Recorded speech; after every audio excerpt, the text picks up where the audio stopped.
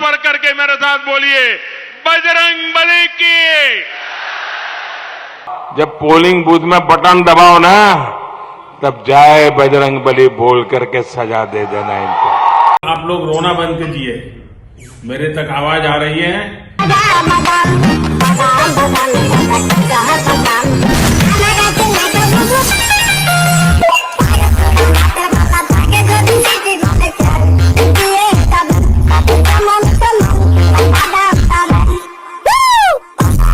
आप देख रहे हैं देश लाइव, देश की आवाज। आदाब, नमस्कार, सत श्री अकाल। देश लाइव में आपका स्वागत है। मैं हूं सहल कुरैशी।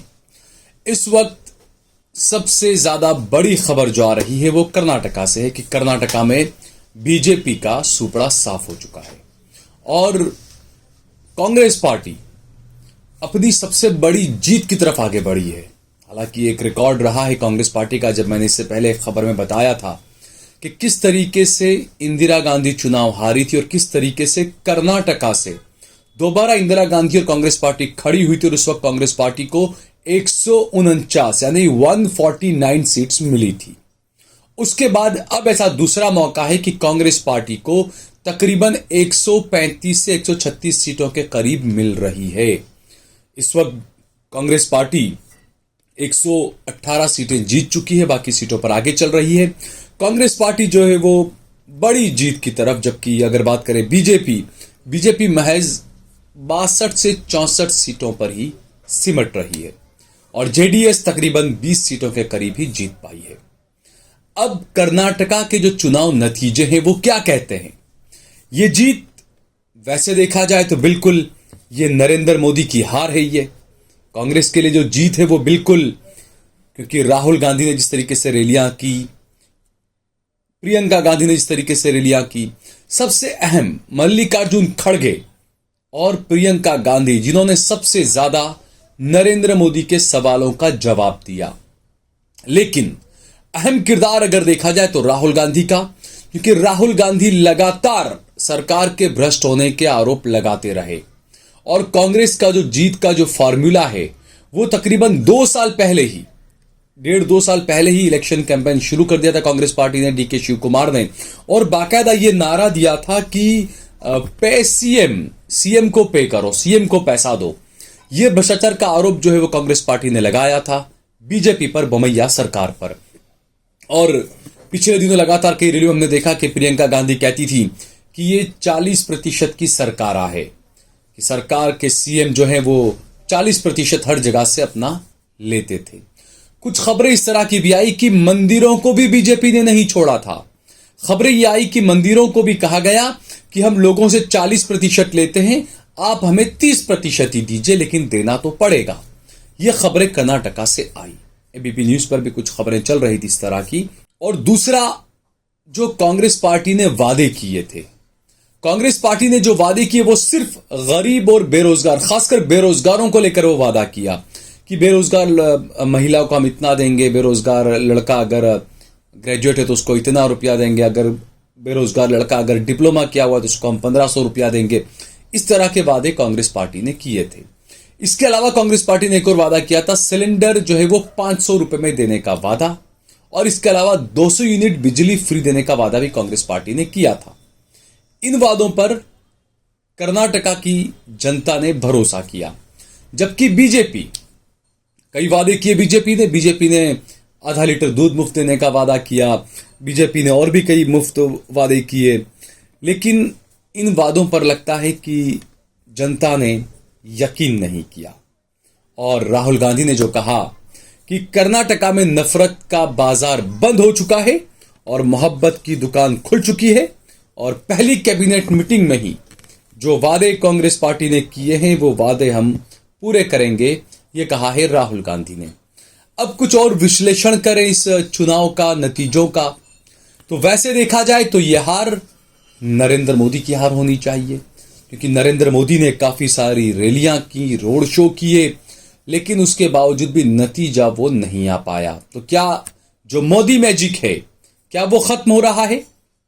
दूसरा, गोदी मीडिया का आप रोल देखिए कि अगर ये मान लीजिए अगर जीत हुई होती बीजेपी की तो हर जगह मोदी का महिमा मंडन हो रहा होता, बड़े बड़े भाषण मोदी अभी तक बीजेपी ऑफिस में पहुंचकर जश्न की तैयारी होती, भाषण दे रहे होते।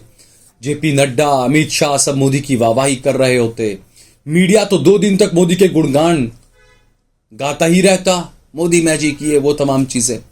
लेकिन जैसे ही बीजेपी की हार को देखा, नतीजे तो आ जाए, लेकिन जो एग्जिट पोल्स 2014 के बाद ये पहला एग्जिट पोल ऐसा था जिसमें ज्यादातर में कांग्रेस को जीतते हुए दिखाया गया। इन एग्जिट पोल्स के आते ही मीडिया ने एक माहौल बनाना शुरू कर दिया कि जब दिखाते ना एग्जिट पोल में भाई एक तरफ राहुल गांधी का चेहरा, दूसरी तरफ मोदी का चेहरा, तीसरा चेहरा इस तरह का, तो वहां से उन्होंने मोदी का चेहरा ही गायब कर दिया और बीजेपी के जो है नड्डा उनका चेहरा लगा दिया। यानी ये माहौल बनाने की कोशिश शुरू हो गई कि ये जो हार है वो मोदी की हार नहीं है, वो जेपी नड्डा की हार है। अब उत्तर प्रदेश में जो जीत रहे हैं ये निकाय चुनाव वगैरह, वहां पर कहेंगे मोदी मैजिक अभी भी कायम है। तो ये जो दोहरा चरित्र है बीजेपी का, ये लोगों को समझना चाहिए, लोगों को देखना चाहिए, क्योंकि आंकड़े क्या बताते हैं। आपको आंकड़ों के मुताबिक हम बता दें, कर्नाटक में चुनाव जीतने वाले 1/3 विधायक लिंगायत समुदाय से हैं। 64% लिंगायत वोटरों ने बीजेपी को वोट दिया, जबकि 46% वोकालिंगा ने जेडीएस को सपोर्ट किया था। फिर भी कांग्रेस की जीत वोट शेयर और सीटों के मुताबिक 34 साल में सबसे बड़ी जीत है। 1999 में कांग्रेस के ही एसएम कृष्णा तकरीबन 41% वोटों के साथ 132 सीटें जीतकर आए थे। कर्नाटका में 38 साल से सत्ताधारी पार्टी रिपीट नहीं हो सकी है। 1985 में हेगड़े यही करिश्मा कर पाए थे। इस बार कांग्रेस को सबसे ज्यादा तकरीबन 43% वोट मिला है और 132 से ज्यादा सीटें मिली, तकरीबन 135 से 36 के आसपास की सीटें कर्नाटका की कांग्रेस पार्टी ने जीती है।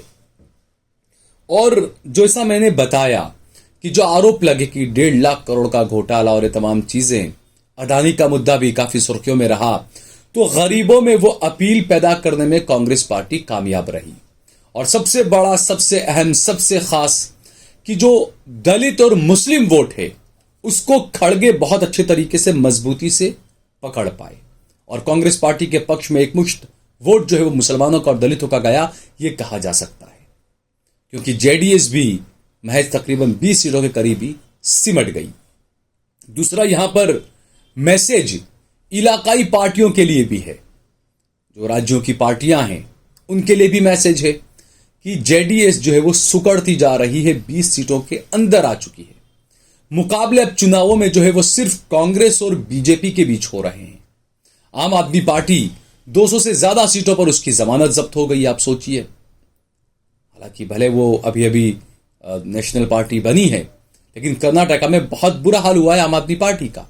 भले ही वो पंजाब की लोकसभा सीट उपचुनाव में जीत गए हों, लेकिन कर्नाटका में कुछ खास हाथ नहीं आया।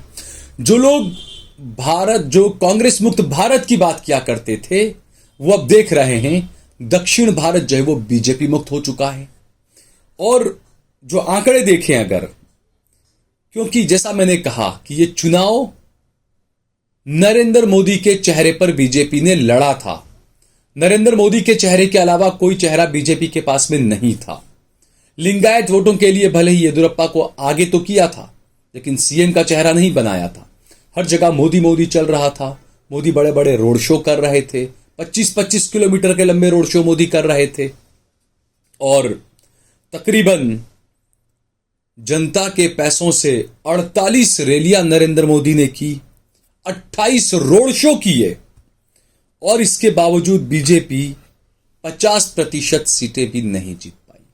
यानी नरेंद्र मोदी ने जहां जहां रोड शो किए हैं वहां पर आधे से ज्यादा सीटें नहीं जीत पाई है बीजेपी। आधे से ज्यादा सीटें बीजेपी उन जगहों पर हार चुकी है जहां पर नरेंद्र मोदी ने रोड शो किया था। हमने बेंगलुरु का रोड शो देखा था, सन्नाटा छाया हुआ था वहां पर भी।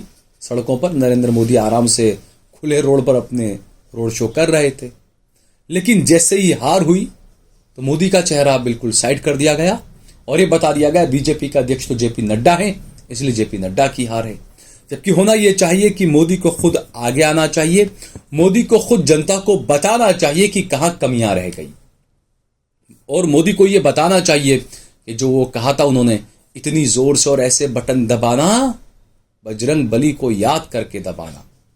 तो ऐसा लगता है कि शायद बजरंग बली खुद ही बीजेपी से नाराज हो गए कि आपने गुंडों के, जो बजरंग दल जिन्हें गुंडा लोग कह रहे हैं आजकल, उनको आपने बजरंग बली के साथ में कहां से वो कर लिया, उनकी बराबरी में कैसे गिन लिया।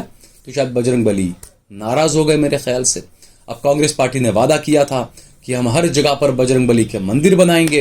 अब देखना यह है कि मंदिरों से क्या मिलता है।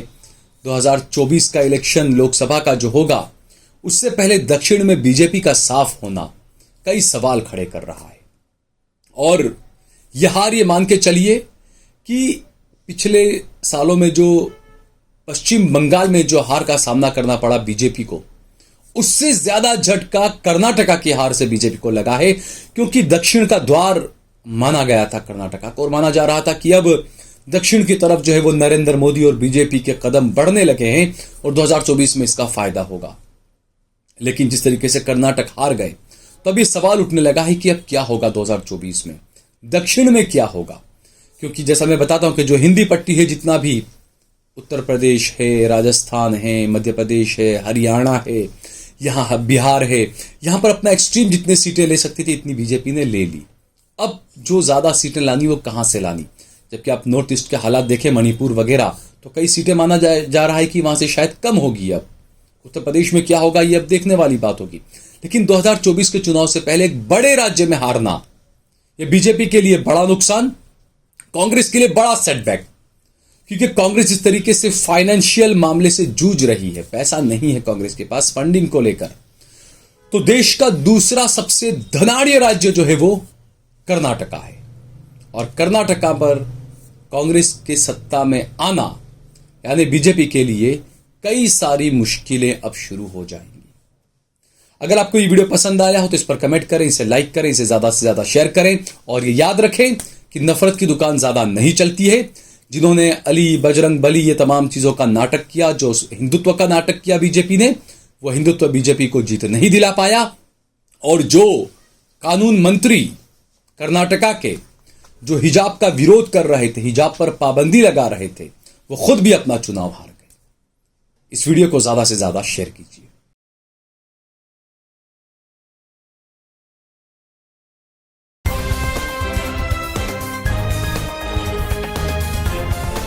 देश और दुनिया की तमाम छोटी और बड़ी खबरों के लिए हमारे चैनल को सब्सक्राइब करना न भूलें और बेल का बटन जरूर दबाएं।